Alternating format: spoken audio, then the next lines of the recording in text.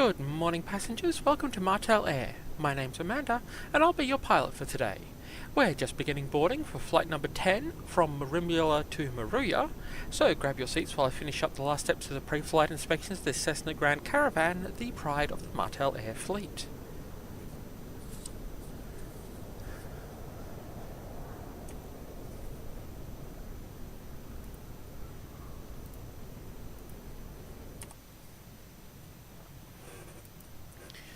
Before engine start checklist. Pre-flight inspection complete. Parking brake handle set. Electrical switches off. Ignition normal. Fuel tank selectors both on. Bleed air heat switch off.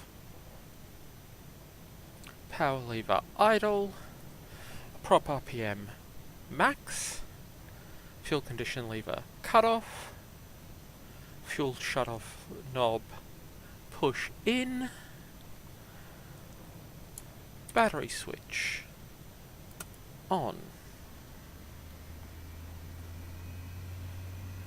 cabin lights on, cockpit lighting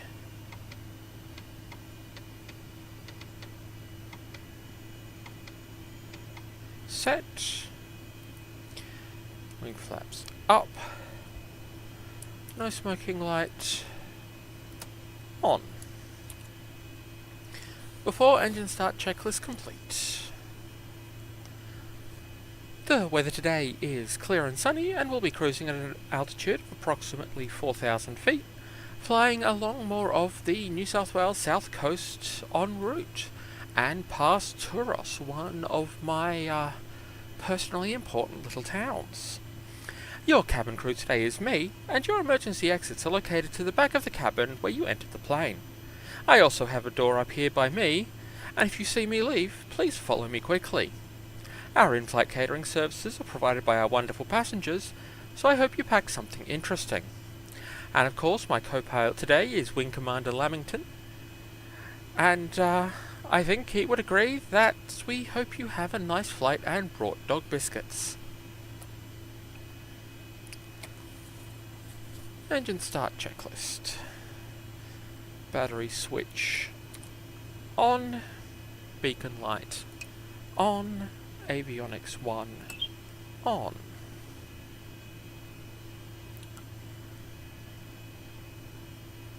Bus volts check. Emergency power lever normal. Inertial separator handle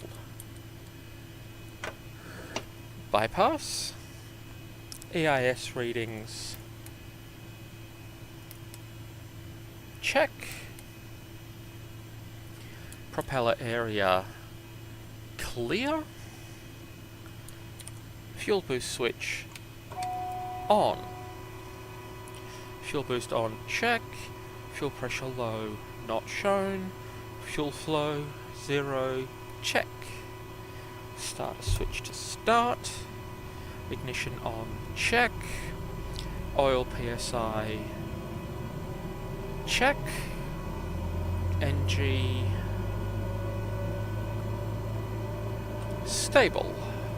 Fuel condition lever, low idle. Fuel flow check.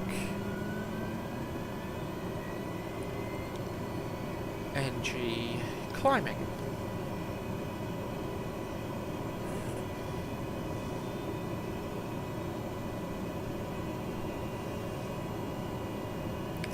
NG stable. Starter switch off. EIS readings check. Generator load check. Battery amps check. Fuel boost switch normal. Avionics 2 on.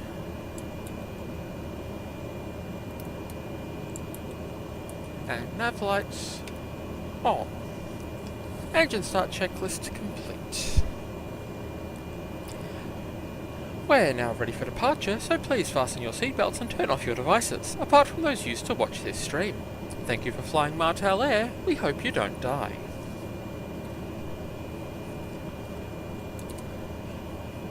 And passengers might note that I've upgraded the in-flight display a little bit, so you have a map that is zoomed out a bit further than I would normally use it for my own navigation, just to give you an idea of where we are in relation to other parts of Australia.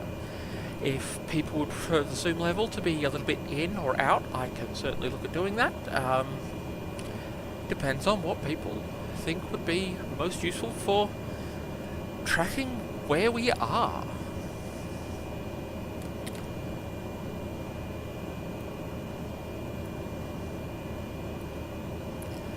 Okay, before taxi checklist. Taxi lights on, seatbelt light on. Taxi clearance. What runway are we using?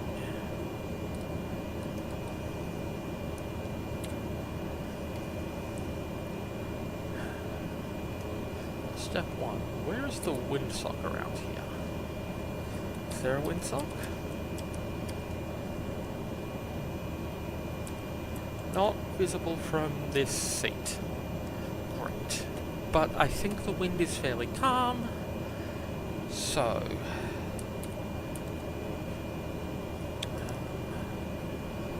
I think we can use runway 03.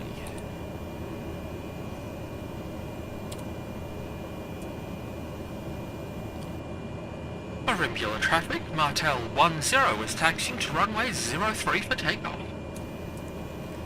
Nav source. Set. Prop RPM to minimum. Fuel condition low idle. Inertial separator bypass. And parking brake off.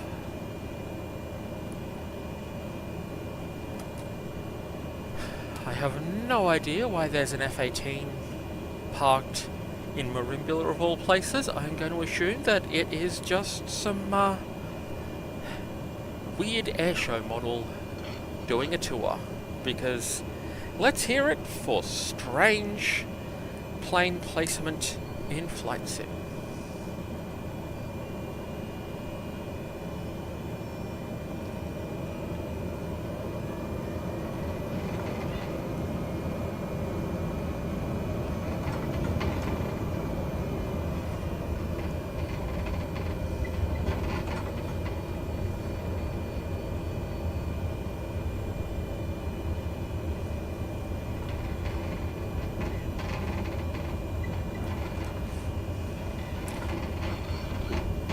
The ridiculously tight turns that using only one side's brakes let you do, where you basically spin around the landing gear.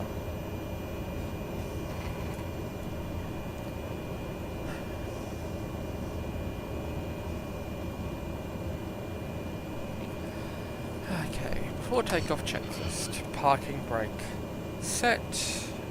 Altimeter QNH set. And confirm, reading approximately 20 feet off the ocean. Standby flight instruments check. Fuel boost switch normal. Fuel tank selectors both on. Fuel shut-off knob confirm in.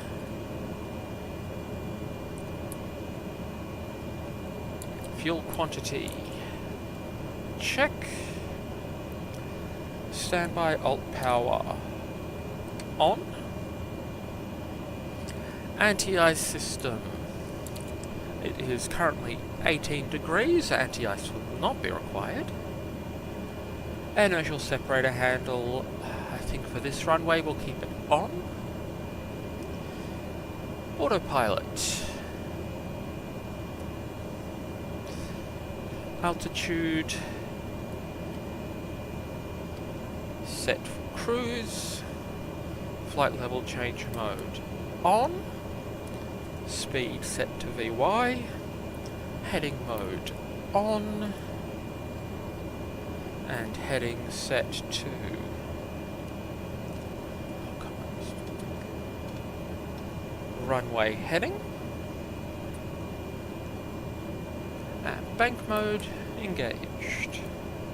Transponder on alt. Flaps to takeoff position.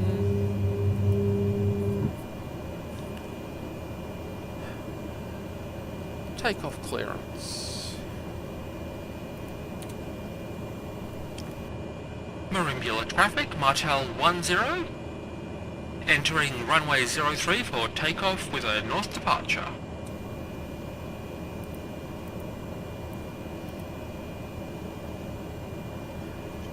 Strobe lights on, landing lights on, seatbelt lights on,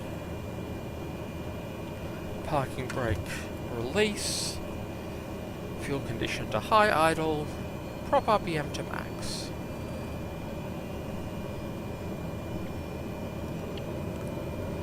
So it looks like we have 2 passengers in the back at takeoff. We'll see if anybody else is sleeping in the back of the plane and we'll wake up later.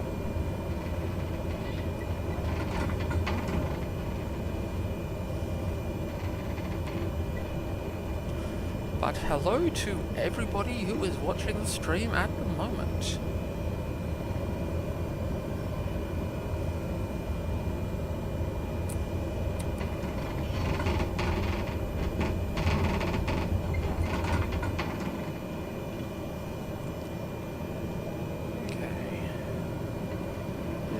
Ready for takeoff.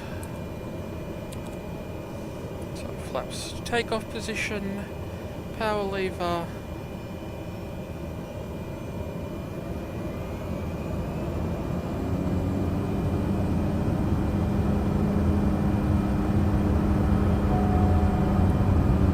set for takeoff first.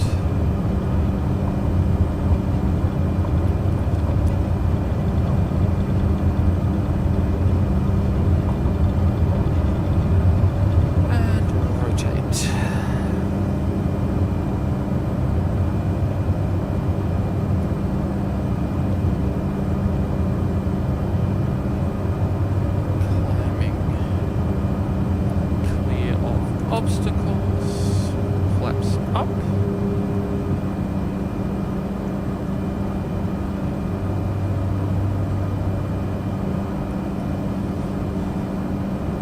and autopilot on.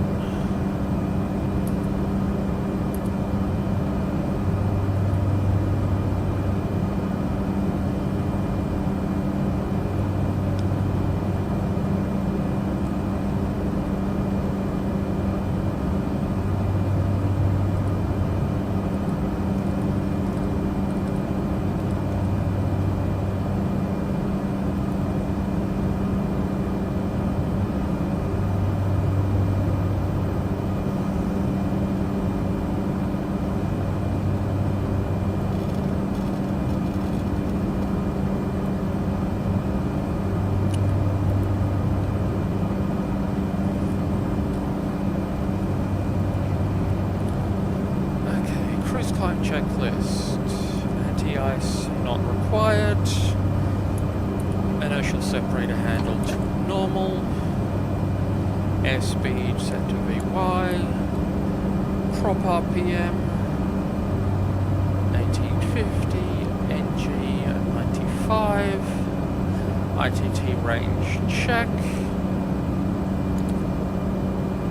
And landing lights off.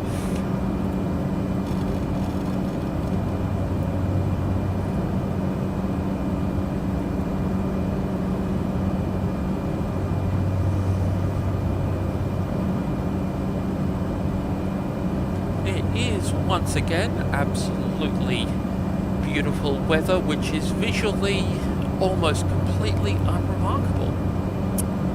One of those things about Australian early autumn.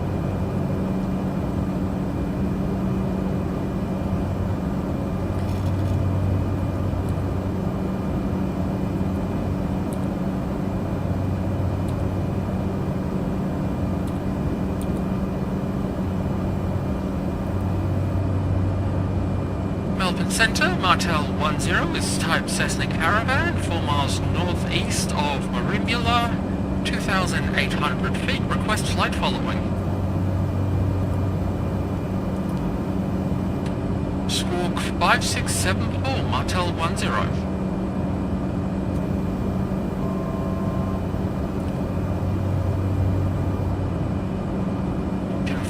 Radar contact QNH 3025, Martel 10. And now that we've had a nice circle to get altitude before we start on our cruise path,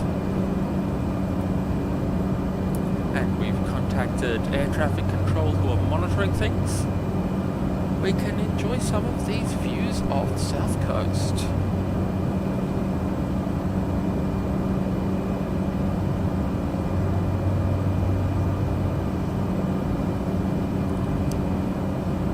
Always amusing to me how certain parts of Australia are flat with flat bits and then water, and some parts of the Australian coast are crinkly bits that just suddenly crinkle down into the water.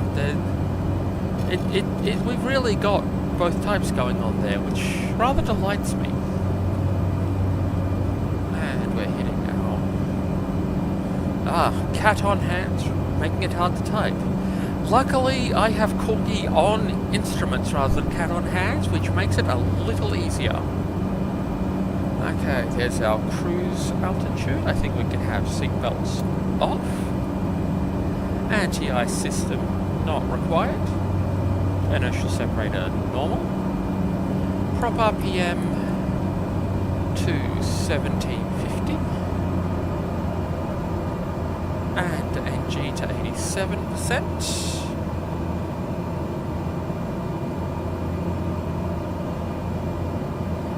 Go. Fuel balance check. ITT range check. Cruise checklist complete.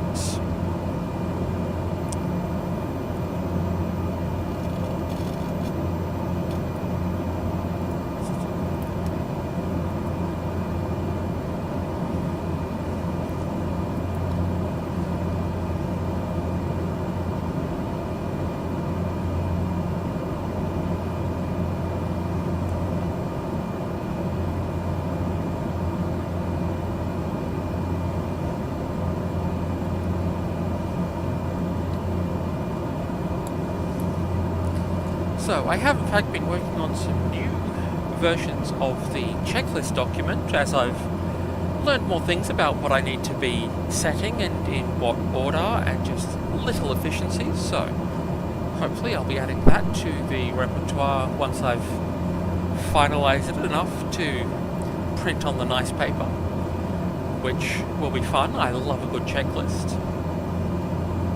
And speaking of checklists, so last week I was talking about a plane that I hope to get at some point, the DHC-4 Caribou, a short takeoff and landing cargo plane. Well, a viewer reached out after the stream and offered to buy the plane for me in Flight Sim. So I now have the Caribou in my hangar. It will be making an appearance in the stream at some point. We'll be having flights that are Martel Air freight instead of Martel Air, just the plain passenger version. Although, you know, I'm sure we'll have space for a few passengers amongst the cargo. I will need to finalise the paint job that I've been working on for it, which is coming along nicely. It's a very fun little project, working out how to paint this ridiculous, joyful aircraft. And I'll need a whole new set of checklists, because instead of the single turbine propeller that this has, it has two engines, each with a 14-cylinder twin wasp radial, which is, look, the entire plane is a product of being built in the 1960s, and I love it. In fact, I wasn't expecting to fall in love with this plane as much as I have been.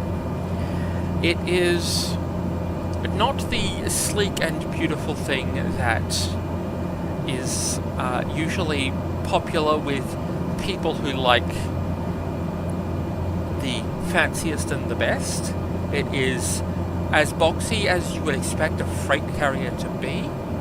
It has a massive tail that is raised as high as possible to get it out of the way of tail strikes on short takeoffs, and to let them have an absolutely massive cargo door that they can just open in flight.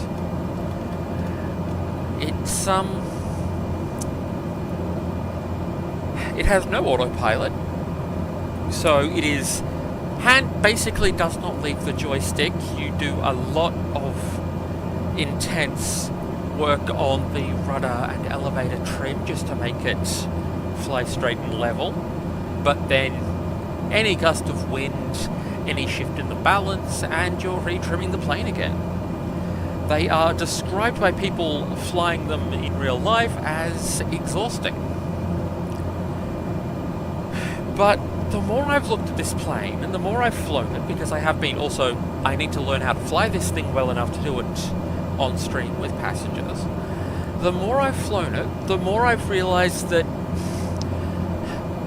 the sleek modern planes, the business jets, the airliners, all these sort of things, get described in terms of a thoroughbred racehorse. And the thing about a thoroughbred racehorse is that if you take it anywhere other than perfectly flat grass, it's going to break an ankle. The DHC-4 Caribou is a mule. It is not working on the same aesthetics as a thoroughbred racehorse, although I happen to think that it's a very nice looking aircraft once you understand what it's doing and why. Every aesthetic decision in the Caribou is for a reason. And it is incredibly sure-footed. It has a cargo capacity of 3,900 kilograms, which is approximately the maximum total takeoff weight of the Cessna Grand Caravan. So, if you unbolted the wings and strapped them to the sides, you could probably just carry one of these. I don't know how the cargo space lines up, but there's certainly enough cases of people carrying other small planes in the back of a Caribou.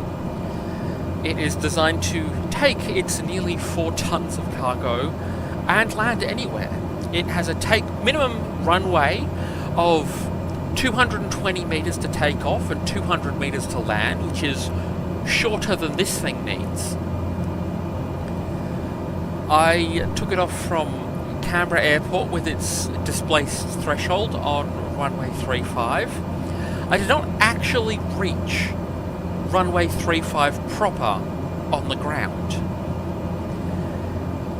It has flaps that are designed to let you fly incredibly slowly to land on short strips. The flaps go down to 40 degrees, and I've been learning that you don't put them down too soon because these giant barn doors will basically stop you in the air. You'll just be watching the runway in the distance and floating towards it. You also need to have about 5 degrees nose down to fly level with the flaps completely down, which is disturbing. It feels like you're trying to apply the runway to your forehead, which actually means that one of the airshow tricks that Caribou pilots like to do is it's called a wheelbarrow. You fly towards the runway, then you fly along the runway, just running your nose wheel along it. You do that in most planes, in almost any plane, and you have just collapsed the nose gear and crashed your plane. The Caribou will just do that because technically it's flying level with the nose wheel dropped that far down and just carefully placed on the runway. It is ridiculous. It is a sure-footed, loyal, stubborn mule, and I have pack-bonded with this digital representation of an inanimate object so much more strongly than I was expecting. So that has been a point of absolute joy for me.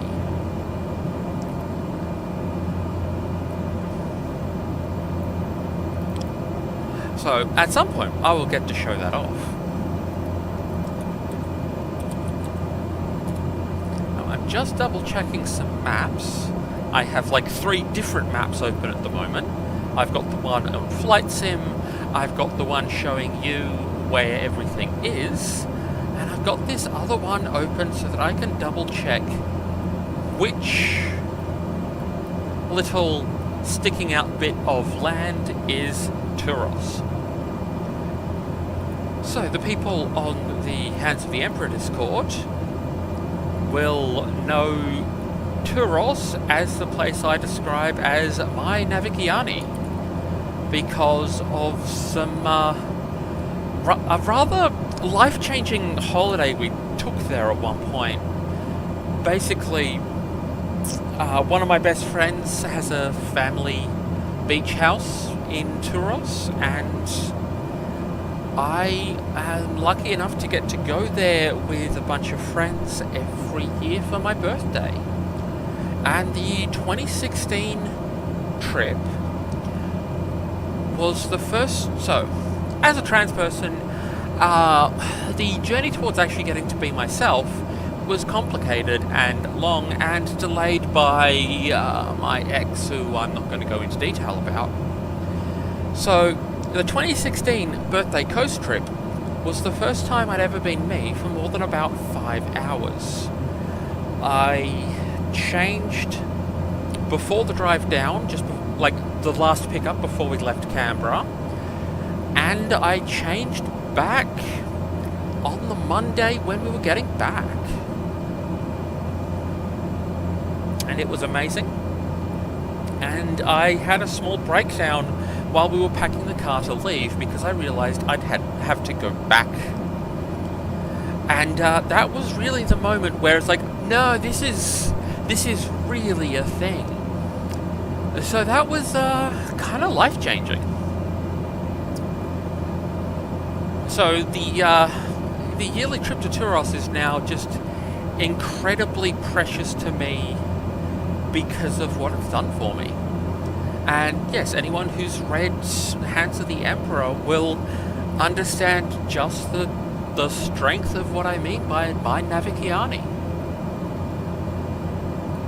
And it's even got the views and beaches to stand up to the title, which is a lot of fun. It is a little ways to go. The airport at Moruya, which is our destination for today, is in fact basically the medium town nearest to Turos, which is why I did the first flight there. Because it's one of the routes I've flown most, because I find joy in just having flying the equivalent of going on another coast trip.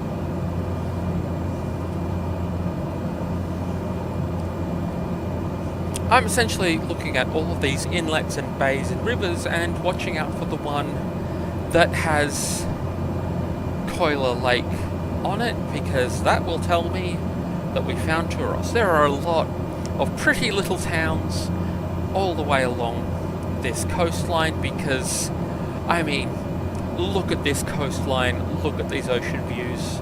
You are directly on the South Pacific.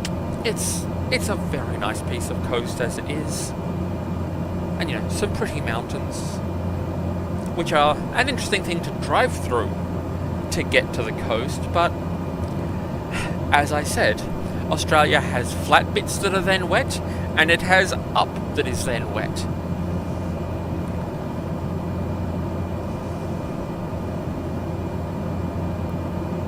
And yes, reading Hands of the Emperor after having had this experience and realizing that, oh, this really is just, I have a Navigiani equivalent. That was a powerful moment when reading that.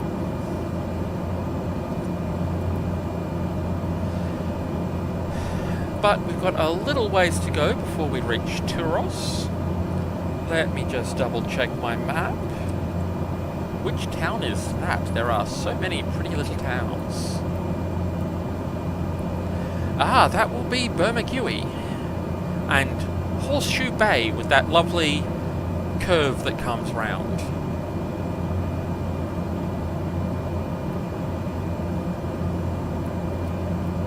So the next town will be Narooma and Montague Island with a lighthouse off the end. And then we'll have Potato Point and Turos.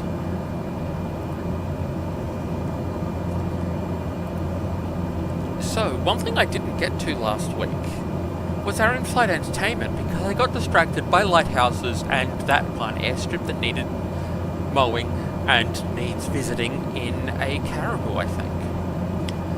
So, the poem that I've picked out next, which at some point we're going to be running out of Banjo Paterson poems, and we'll probably run out of, I'm going to say, good Banjo Paterson poems. Like, I don't know, maybe that's heresy to say, but not every Banjo Paterson poem is Man from Snowy River.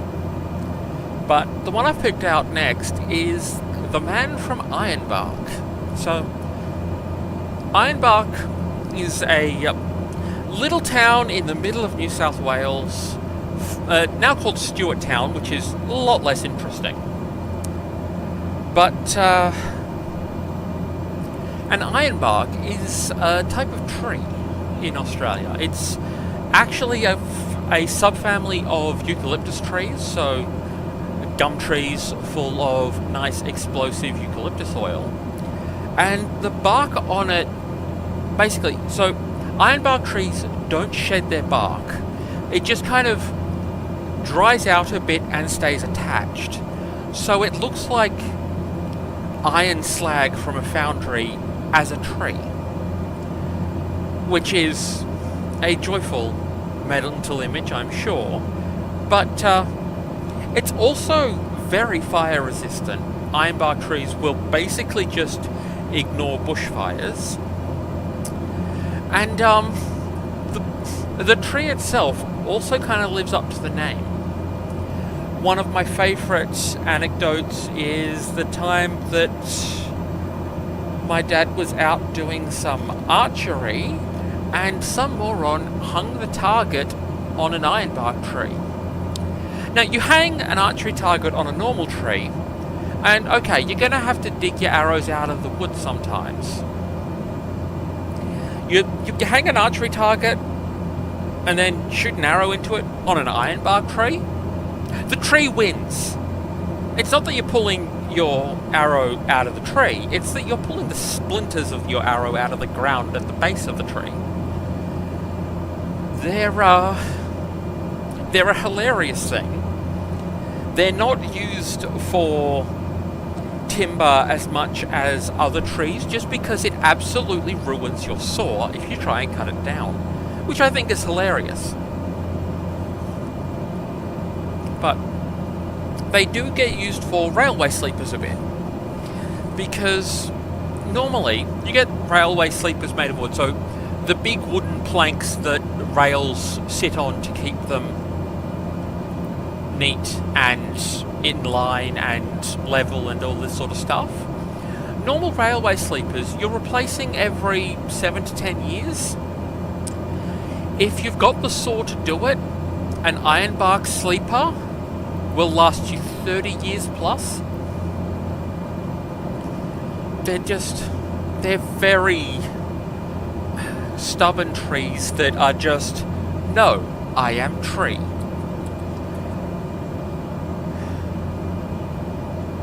And here we have that Montague Island with its lighthouse somewhere along here. Let's see if we can actually... not quite got modelling on the Montague Island lighthouse visible from here, but a lovely little island. And I can just start to see Turos in the distance.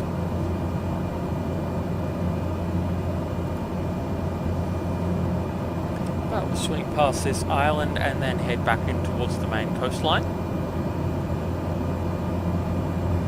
And Wing Commander Lamington loyally watching our instruments there, which I will just double check myself.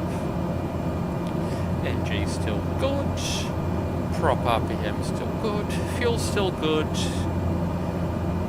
altitude is holding nicely, speed is as we want to see it, temperature is exactly as we'd expect. Lovely. And just watching out that way a little bit.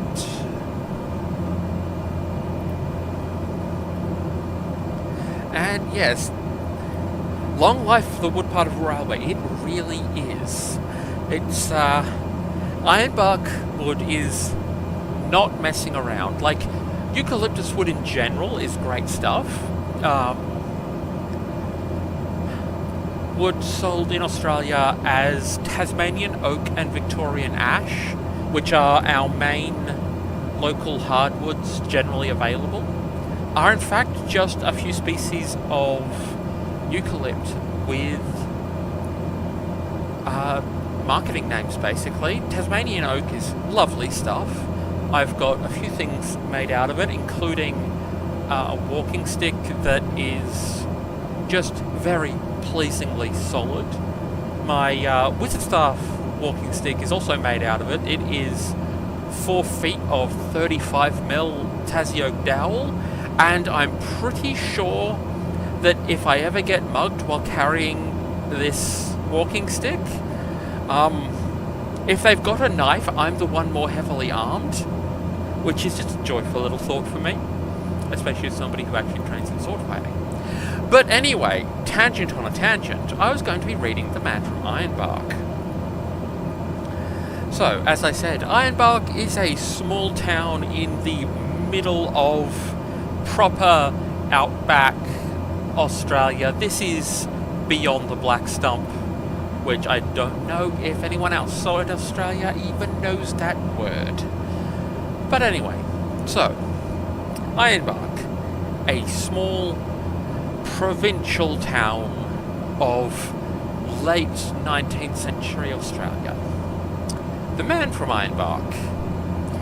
It was the man from Ironbark who struck the Sydney town. He wandered over street and park, he wandered up and down, he loitered here, he loitered there, till he was like to drop. Until at last, in sheer despair, he sought a barber's shop. "Here, shave my beard and whiskers off, I'll be a man of mark. I'll go and do the Sydney toff up home in Ironbark." The barber man was small and flash, as barbers mostly are. He wore a strike-your-fancy sash. He smoked a huge cigar. He was a humorist of note and keen at repartee. He laid the odds and kept the tote, whatever that may be. And when he saw our friend arrive, he whispered, "Here's a lark. Just watch me catch him all alive, this man from Ironbark." There were some gilded youths that sat along the barber's wall. Their eyes were dull, their heads were flat, they had no brains at all. To them the barber passed the wink, his dexter eyelid shut. "I'll make this bloomin' yokel think his bloomin' throat is cut." And as he soaped and rubbed it in, he made a rude remark. "I suppose the flats is pretty green up there in Ironbark." A grunt was all reply he got. He shaved the bushman's chin. Then he made the water boiling hot and dipped the razor in. He raised his hand, his brow grew black. He paused a while to gloat, then slashed the red-hot razor back across his victim's throat. Upon the newly shaven skin it made a livid mark. No doubt it fairly took him in, the man from Ironbark. He fetched a wild up-country yell might wake the dead to hear, and though his throat he knew full well was cut from ear to ear, he struggled gamely to his feet and faced the murderous foe. "You've done for me, you dog. I beat one hit before I go. I only wish I had a knife, you blessed murdering shark. But you'll remember all your life the man from Ironbark." He lifted up his hairy paw with one tremendous clout. He landed on the barber's jaw and knocked the barber out.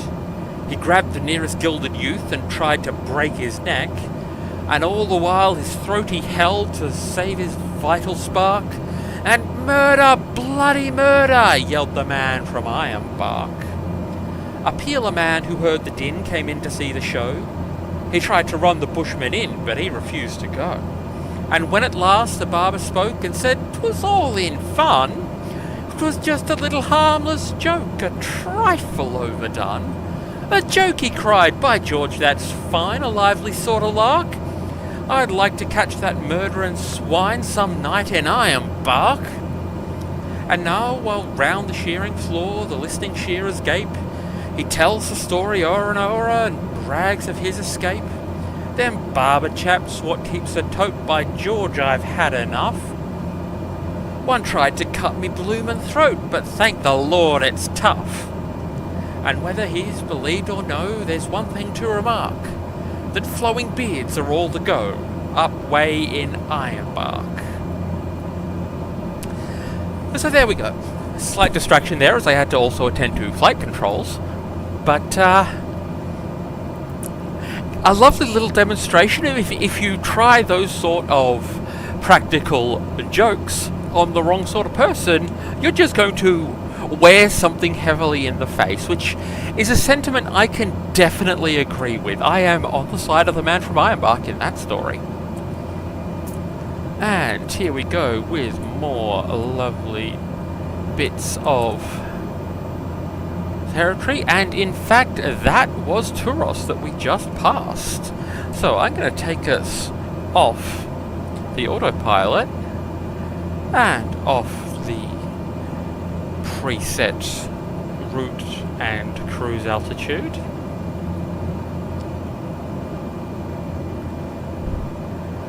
And as we circle back, we get to see... So this bit of water here is Coiler Lake. It is sometimes connected to the ocean. You can see this lovely wide beach here, which is the one we usually go to. It is that last little sandbank there that you can see is almost connected. At certain high tides, that actually just does connect. So it's the sort of beach where you definitely have to watch out for jellyfish. So yes, this is the first place where I got to be myself properly in public for more than just an evening. So, you know, first time in female swimwear for more than in a proper public context, which, you know, given that there is beach involved, is, I think, fair enough. And there is, of course, a golf course where if you miss your some of your shots, you just... I'm sorry, the lake in this golf course keeps your balls. You've lost it now. And the highway leading into Turos is great because you've just come down through the mountains and then you're looking out one side and you can just see... Oh, the water is about a foot below us.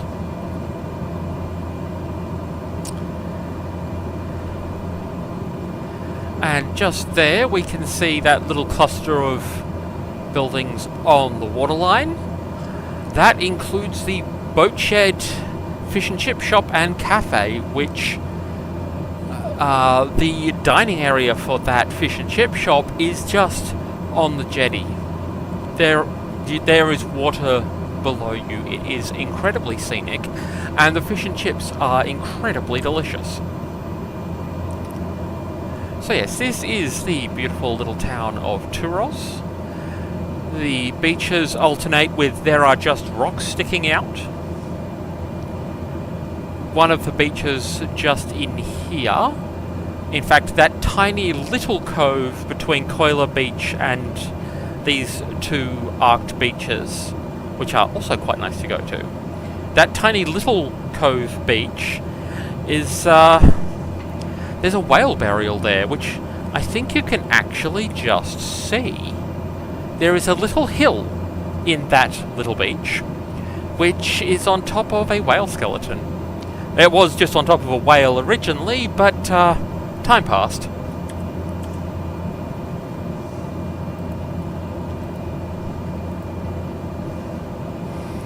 And some of the features of Quayler Lake here, because it connects up to the ocean occasionally. It has full ocean-going jellyfish to come and, cause you a bad time. And apparently it also has dolphins that have swum in and can come and go when the water is high enough and otherwise don't. And yeah, we've had a few times where we've had to cross back over quickly before the tide came up and opened that passage again and trapped us on the wrong side. Because you don't mess around with water currents.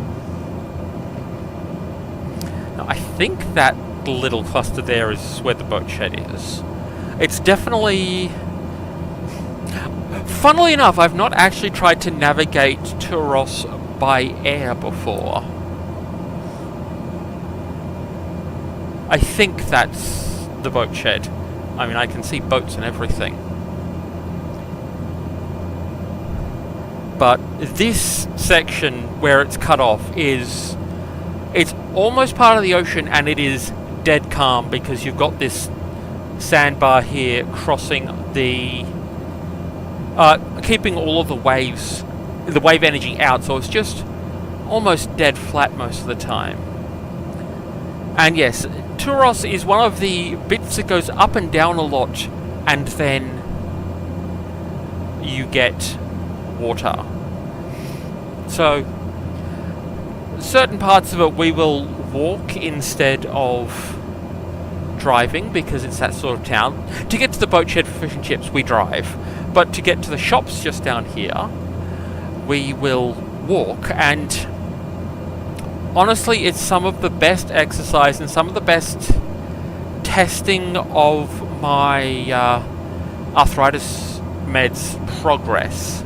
But you can actually see, like, this is modelling high tide, and yeah, that bit of water going across the beach, that will just happen at high tide most days. It's great.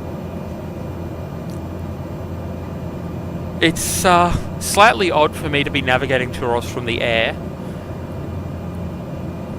And yes, everything about this town is just delightful. The yearly tradition is essentially... My limit is the number of beds in the house at the coast, and I will fill that with my friends, those that I want to spend a weekend away celebrating and playing board games and going to various beaches and having fish and chips with, depending on people's availability and just... I wish there were 3 or 4 more beds there, but a house that my friends' grandparents built themselves only has so much space to it.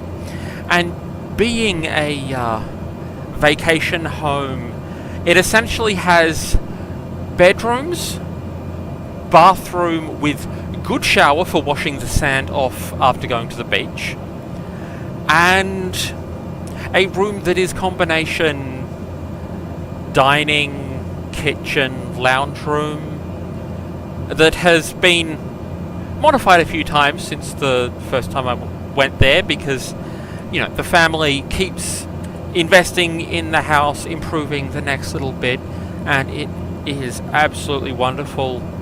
I have more affection for Turos than I have for any town or city I've actually lived in. Like, because of the peculiarities of my quite mobile upbringing, I don't consider myself to have a hometown particularly.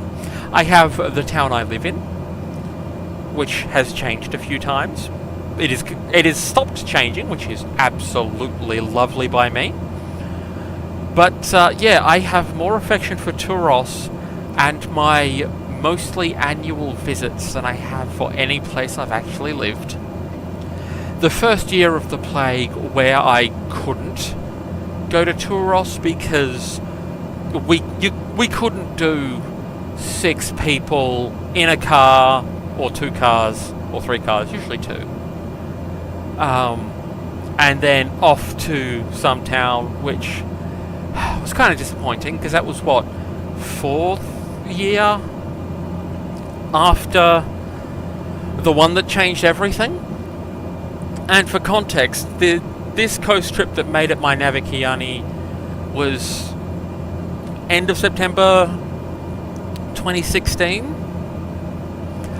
I came out to everybody by the middle of November and was transitioned to even at work by the 1st of January the next year.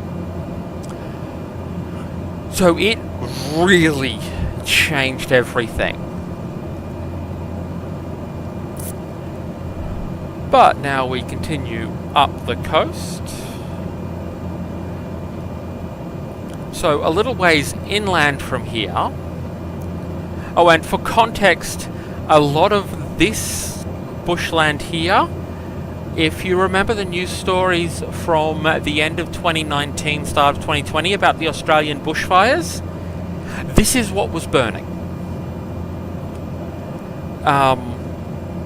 Mogo, the next town up the highway from Turos that we stop at on the way back for, such things as they've got a lovely second-hand bookshop, they've got a few places that do tasty food.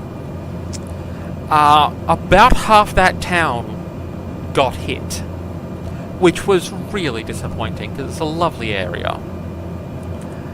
Moruya, just up here, it was a little more protected just by dint of what was burning and where resources got put. Australian bushfire season, you end up doing a lot of essentially triage of how do we save the most possible with the resources available rather than how do we save everything, because you're not going to. One of the classics that gets told about Australian firefighters, and rural firefighters especially, is they go over to California for their bushfire season when it's the Australian not fire season in winter, and they will occasionally just horrify people with instructions like, no, let that entire valley burn, we'll stand at the ridge line leaving the valley and stop it leaving the valley, because there's no houses in that valley, it can just burn. Because the amount of resources that you'd put into saving one, it's only got wildlife and nature in it valley, you could be saving lives with that instead. Which is just the tragic reality of bushfire fighting when your trees are made of explosives. Because, eucalyptus oil, wonderfully flammable. Eucalyptus trees are utterly soaked in it. Because that's where you get eucalyptus oil. But one thing we can see just here is that is Moruya Airport.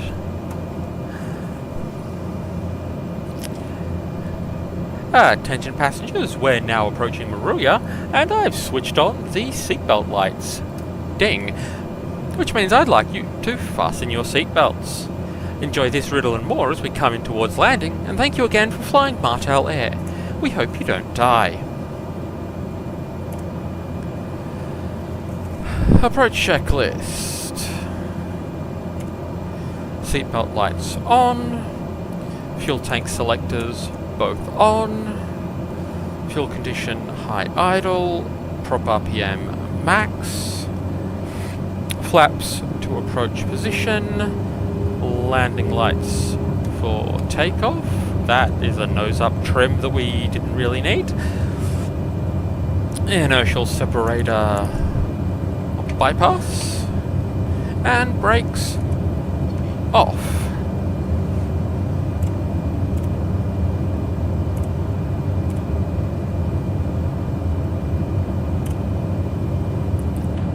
Moruya traffic, Martel 10 is on downwind or landing runway 18.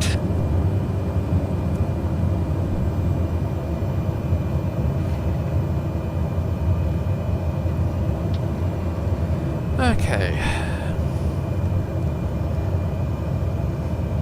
And actually doing a slightly more sensible, proper traffic pattern approach on this one. I think I need to be slightly wider on my downwind before we turn for the base leg. So the way that a traffic pattern approach works is you have the upwind leg is flying parallel to the runway in the runway direction. Then you've got the crosswind leg where you're turning either left or right, depending on if it's a left-hand or right-hand traffic pattern. And then you've got the downwind where you're flying parallel backwards from the runway, which is what I'm doing now, to get us into a position to turn the base leg, which is turning back towards the runway. And then you've got the final, which is your final approach, which gets you this lovely racetrack pattern that you can just fly, and it keeps people in relatively sensible positionings when it's not all controlled by an air traffic controller. Which, as Moruya is a traffic radio channel airstrip instead of something with a tower, because it is tiny. They are looking at doing some upgrades and getting a bit more of a terminal going, but yeah, this is how general aviation does basic traffic control, because every airport, airstrip, aerodrome, pick your terminology, gets its own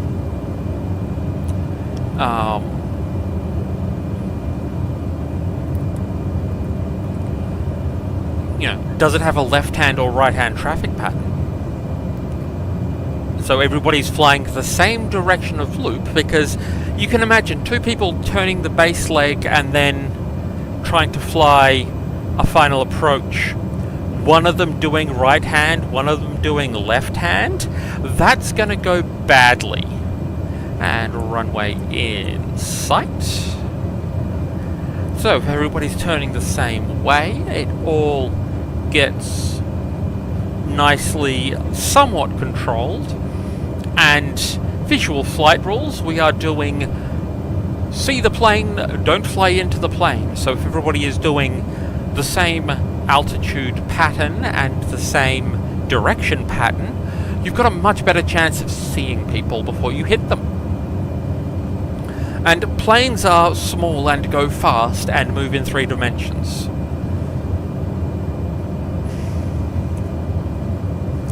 Moruya traffic, Martel 10 is on final runway 18 to land.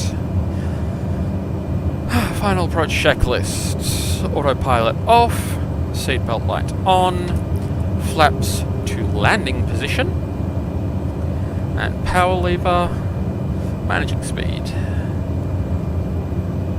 And yes, air traffic control in general is fascinatingly complicated, and it's one of those areas where, standard rule of thumb, your safety rules are written in blood.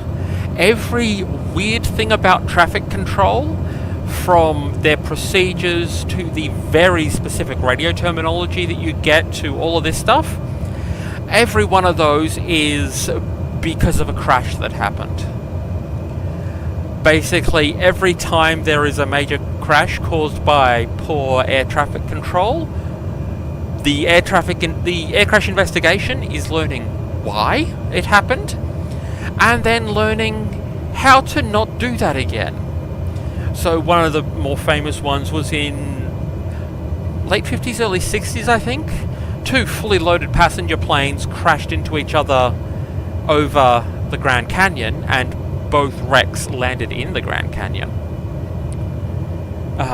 And basically what happened there was that those circles I was doing of Touros, yeah, the passenger planes were doing those circles of the Grand Canyon, and one of them came out of the clouds directly in front of the other. And there was not radar traffic control at the time. There was not automated traffic collision avoidance systems, TCAS.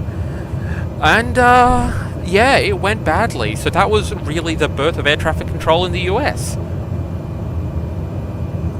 And yes, your safety regulations are written in blood is a handy rule for remembering why rules that seem silly are there because somebody broke them.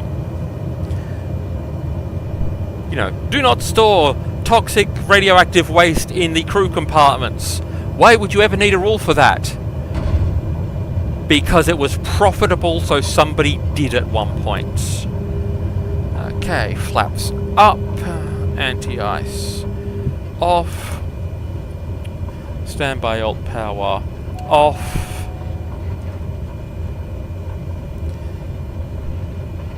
This is one of the sections of the checklist that I am rewriting. I am moving things from the after landing checklist to the before arrival taxi checklist, because there's some things that I need to do before leaving the runway, but most of them I actually need to do them before departing the immediately pulled off the runway spot just here. And I need to be concentrating on not leaving the runway to the side. Moruya traffic, Martel 10 is clear of the runway.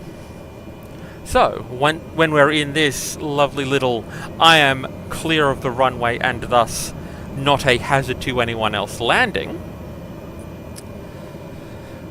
landing lights off because those will blind people on the ground, strobe lights off for the same reason. Clear that warning message. And I shall separate a handle to bypass so that we don't suck up anything on the ground. Prop RPM to minimum to make ground handling easier. Fuel condition level to low idle for the same reason.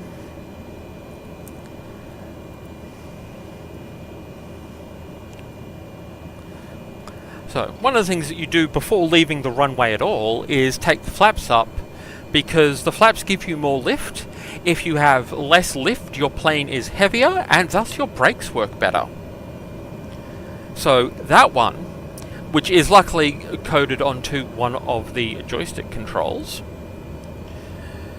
is one that you do before, like, while braking from your landing roll instead of while taxiing off the runway. Like, those are two different phases.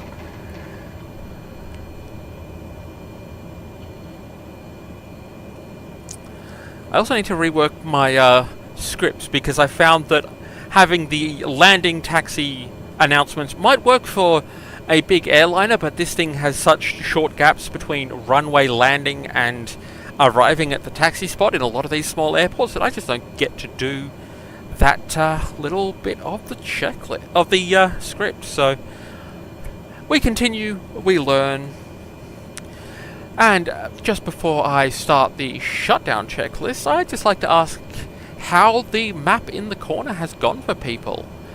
Is that a good level of zoom to give some form of context? Would it be zoomed out a little more be good? Would it be zoomed in a little more be good? I can change that with essentially just the scroll wheel, so I am open to opinions. And while you think of that and clear the cat off your hands to be able to type, shutdown checklist. Parking brake set, power lever idle, bleed air heat switch off, ITT range stable at idle range, prop RPM feather,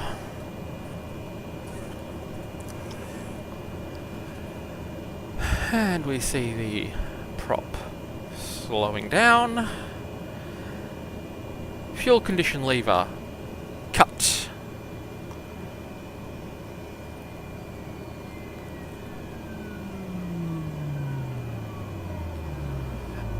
Yes, the small map being even smaller despite being centered in the screen. So there it is, zoomed a little more. There is a little yellow plane icon. I might look at replacing that with something in branding colors, which will involve modifying little nav map a little bit, but I mean, I've already been modifying flight sim to get the branding colour in. Okay, inertial separator handle. Normal. External lights. Off. Seatbelt light off.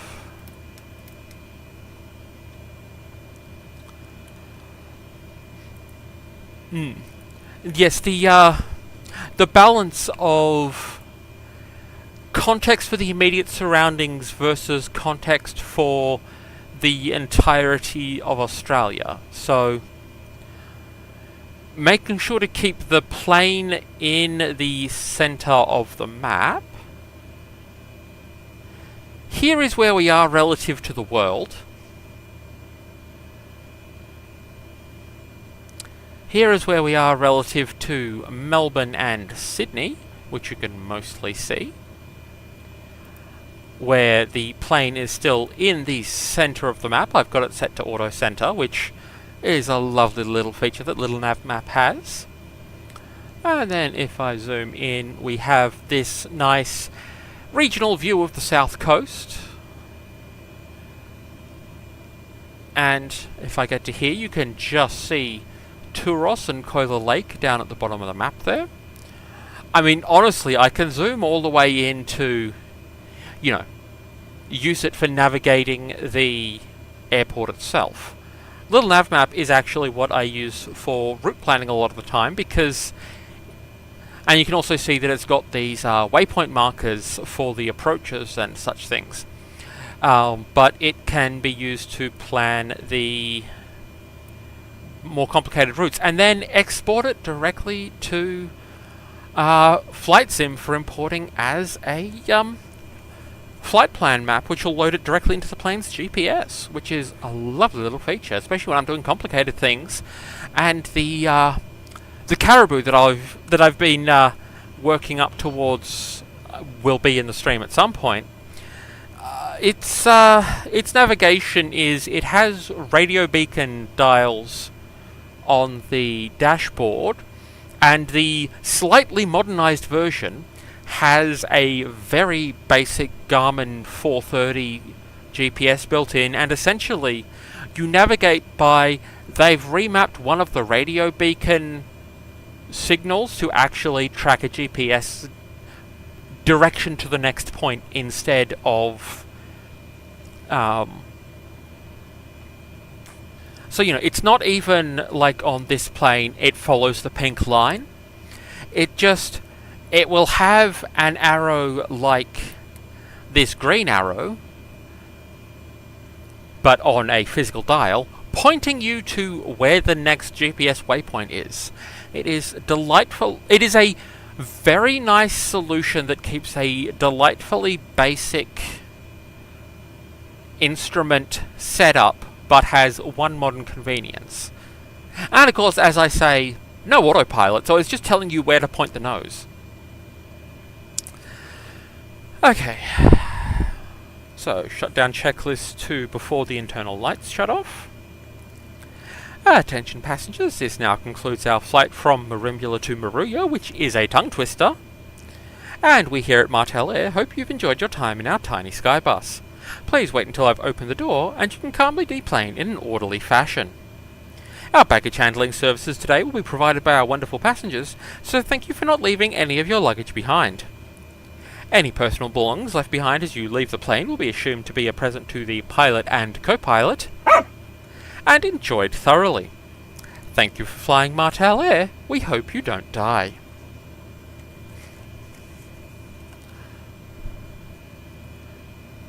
And yeah, I will be investigating if I can replace the yellow plane indicator with a branding color purple plane indicator that will show up much better again. Like, the yellow plane indicator is actually a heavier line than the purple zone lines off the coast there, but the purple zone lines are so much more visible on the tiny map. So I think I will be investigating just replacing the yellow plane with the same symbol but in branding purple, because it's just going to be so much more visible against the usually light greys and greens of the topographic map. I think that will help originally. So yeah, a zoom at that sort of level that gives you some nice, like, it still just tells you we're on a coastline, but if you know where Canberra or Wollongong are, you'll get a bit more. But I think replacing it with that branding purple, which, you know, you can currently see all around the frame and in my background and on the outside of the plane, that will show up a lot better. Okay, internal lights off, fuel boost off, NG 0, ITT ambient, avionics 2 off, avionics 1 off, battery off, fuel tank selectors both off. So yes, I will investigate modifying little nav map to make it more purple. And here we are outside the plane again. I've been having fun working out how to switch this over to the free moving camera, and we can just enjoy my paint scheme a little more. I've been working on paint schemes and learning a bit more about how they work. Lovely little set of flags there to display my allegiances. Lovely little set of details around this plane. One of my favourites actually. Whoop, it is hard to drive this camera. Yeah. Yeah, the speed on this camera is very tricky. But this switch here, this is in fact the gust lock on the tail. So when that's in its lock position, which unfortunately Flight Sim does not model, but that lock, when the lever's up, you cannot turn the rudder, so... but the way that you unlock it is you either flip that lever or you raise the elevators. So a safety mechanism that they've got built in is that this gust lock, so when the plane is sitting idle and not flown, you can just, like, the wind will not flap this around and ruin your control surfaces. Very useful, given how many planes have had problems from gust locks not being present. But the second way to disengage the gust lock is to pull up on the elevator. You can either do it by hand standing next to it, which is actually demonstrated in Cessna's sales video for this plane. Yes, I've been looking at the sales videos just to get more information. Or, if you're in the plane and you pull back on the elevators, that will also trip the switch that knocks the gust lock offline. Because if you're trying to pull up, if you pull up on the elevator, you're probably trying to get into the air. So that, taking the gust lock off, very useful. Because you don't want to get into the air and discover that your rudder is locked. You cannot get to that in flight.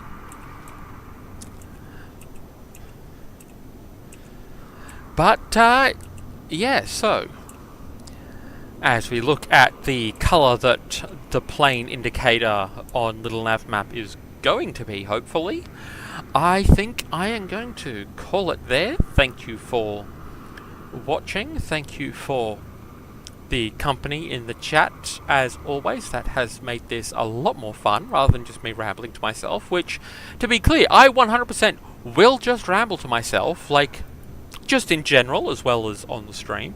Hopefully the new layout to the stream has worked well for you. I think having the frame and the extra little bit of location information will make this a little bit more interesting. But yeah, that is the end of today's stream. Thank you very much.